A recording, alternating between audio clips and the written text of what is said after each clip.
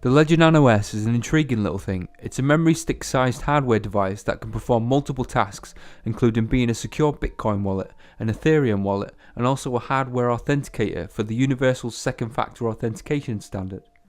Thanks to Ledger for sending me this Nano S for me to look at. Alright, let's get to it. On first glance, this looks like an ordinary flash drive, but if we swing open the metal cover, you'll see there's a little screen and two buttons, along with the micro USB port on the end. The interface is intentionally simple and easy to use. You use the left or right button to scroll through options, and you press both buttons to confirm a selection. Setup is really simple. First, just plug the micro USB cable into the side of the Nano, and you'll see the logo pop up. It will then ask you to choose a pin number. You will need to input this pin every time you power on the Nano. It's worth stating that if you enter the wrong pin 3 times in a row, it automatically erases everything on the stick, so don't forget it. Next, the Nano gives you 24 different words to write down on the card provided. These are the recovery words, which enable you to restore your generated keys in case you lose or accidentally reset the stick. It then asks you a bunch of questions to test whether you've written your recovery words down. After that, you're ready to use the device. Ledger has its own Bitcoin wallet app that works in Chrome. I think there are a few other compatible wallets out there, but I tested on ETHEREUM and I couldn't get it working. The Chrome app though seems to be a very polished experience. I just wish it was available in other browsers. You'll need to have the Nano S connected for the wallet to load up. The rest is just like a regular wallet, but when you want to send a transaction, you have to first confirm it on the device, adding a great level of physical security.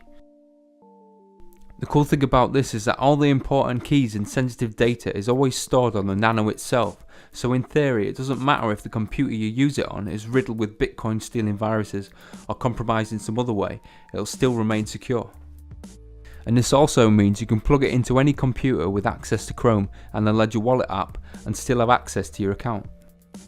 Ledger also has an ETHEREUM app available, which acts in a very similar way. Since the source code is open too, it's possible for third parties to create other apps for different cryptocurrencies. The other app on the device is called Fido, and this is the universal second factor authentication system which allows you to securely log into websites. This works similar to a YubiKey and is compatible with sites like Dropbox, Google, GitHub and others. To use this feature, you'll need to set up two-factor authentication first, then you can pair your device with your account. Then whenever you want to log in, you enter your username and password and then confirm the login by pressing the button on the Nano. The hardware is also compatible with the emerging BitID login system, which uses Bitcoin keys instead of passwords to access accounts, though this is a very early stage protocol and is hardly used at the moment.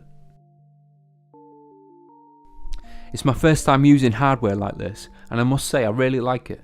There's something reassuring about having your private keys being secure and isolated on a device. The authentication process is pretty straightforward too. If I had a wish list for the Nano S, I'd definitely like to be able to use it on something other than Chrome, though this is more to do with Firefox and other browsers not adopting the same web standards. It would also be nice if they added extra features to make it even more useful, like perhaps a hardware password manager, or a way to auto-sign and encrypt files using the keys on the stick. What do you think? Leave your comments and feedback below.